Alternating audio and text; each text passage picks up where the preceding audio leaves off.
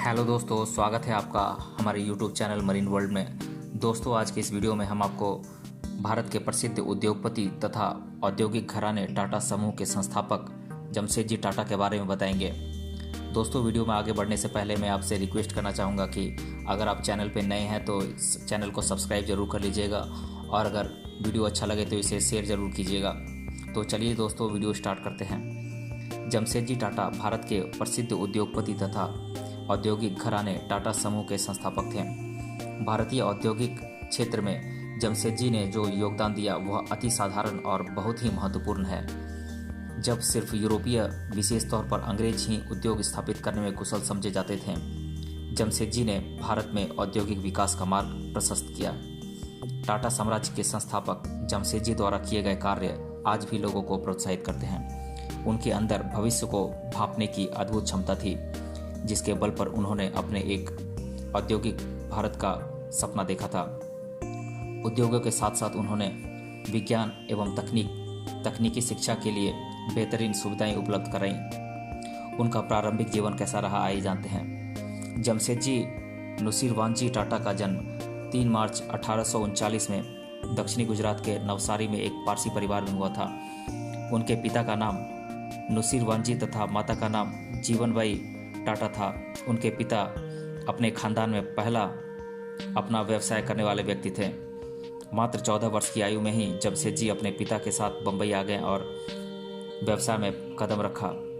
छोटी उम्र में ही उन्होंने अपने पिता का साथ देना शुरू कर दिया था।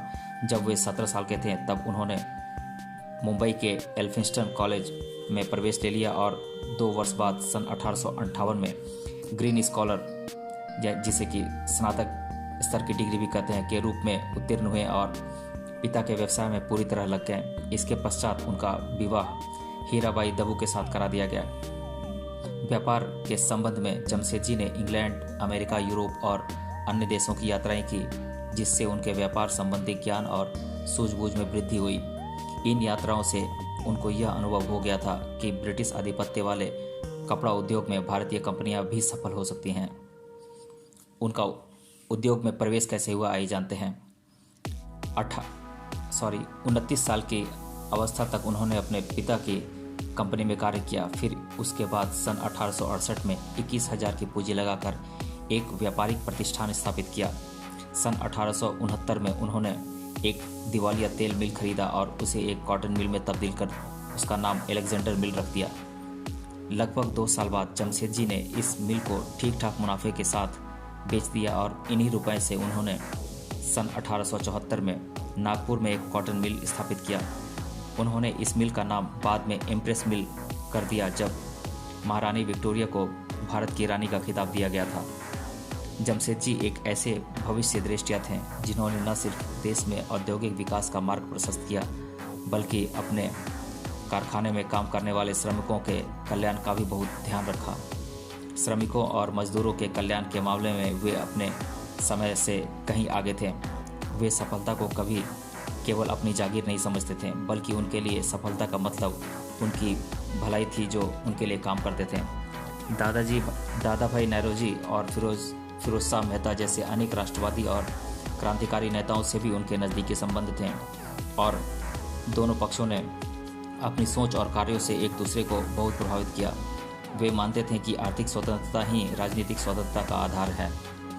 जमशेदजी के जीवन के बड़े लक्ष्यों में थे एक स्टील कंपनी खोलना, एक विश्व प्रसिद्ध अध्ययन केंद्र स्थापित करना, एक अनूठा होटल खोलना और एक जल विद्युत परियोजना लगाना।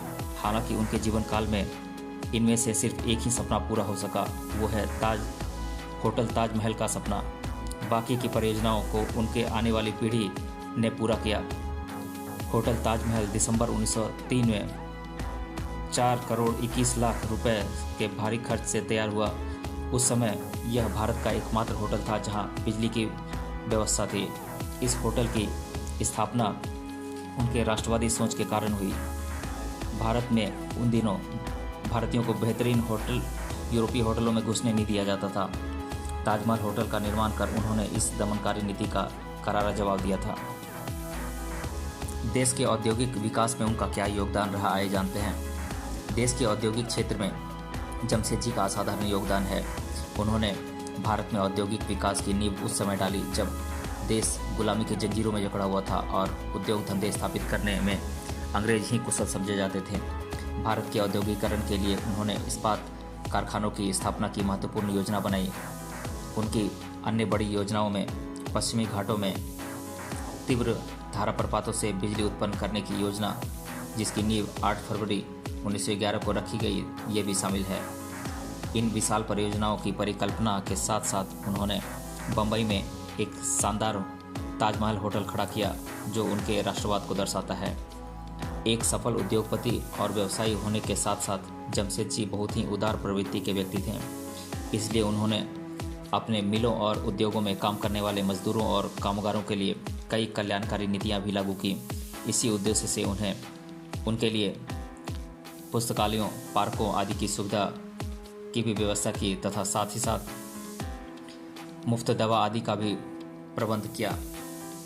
ताज होटल का निर्माण कैसे हुआ, आइए जानते हैं। भारत का प्रसिद्ध ताज होटल केवल मुंबई में ही नहीं बल्कि पूरे विश्व में प्रसिद्ध है। ताज होटल के बनने के पीछे एक बड़ी ही रोचक कहानी छिपी हुई है।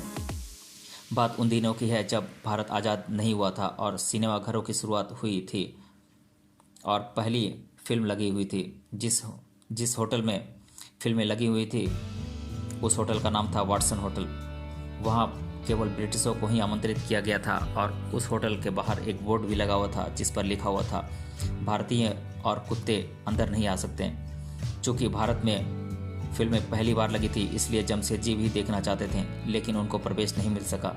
शायद वे इस बात से बहुत उन्हें बुरा लगा और उन्होंने 2 साल के अंदर ही वाटसन होटल की सुंदरता को पीछे छोड़ते हुए 1903 में ताजमहल होटल का निर्माण करवा दिया। ताजमहल होटल के बाहर एक बोर्ड लगाया था, उसमें लिखा हुआ था, अंग्रेज और बिल्लियां अंदर नहीं जा सकते। यह इमारत बिजली की रोशनी वाली पहली इमारत थी। आज भी ताज होटल की तुलना संसार के सबसे सर्वश्रेष्ठ होटलों में किया जाता है। जमशेद जी ने भारत के औद्योगिक विकास में बहुत बड़ा योगदान दिया और इन्होंने अपने जीवन में मेहनत और अपनी काबिलियत से बहुत कुछ हासिल किया।